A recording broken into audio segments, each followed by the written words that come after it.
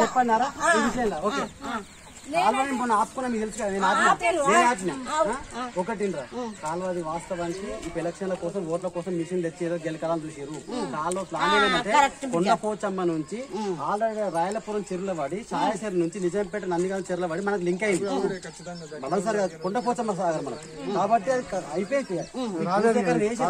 ఎలక్షన్ల కోసం మిషన్ పెట్టి గిట్ట గిట్ట 4 ఓట్లు వేసుకున్నామని మళ్ళీ చూసారు ఇది ఫెయిల్ 3,80,00,000 ప్రాజెక్టు వ్యయము ఖర్చు మన రోడ్డు మీ పొలం కింద రోడ్డు ఈ రోడ్డు దాటంతా దాని 3 కోట్లు అవుతుంది దానికే పైసలు దీనికి పెడతాడా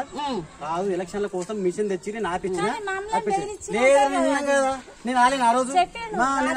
అంతమంది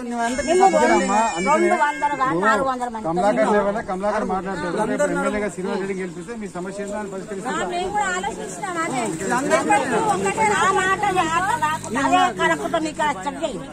రానే రాదు రాయలపూడి చెరువు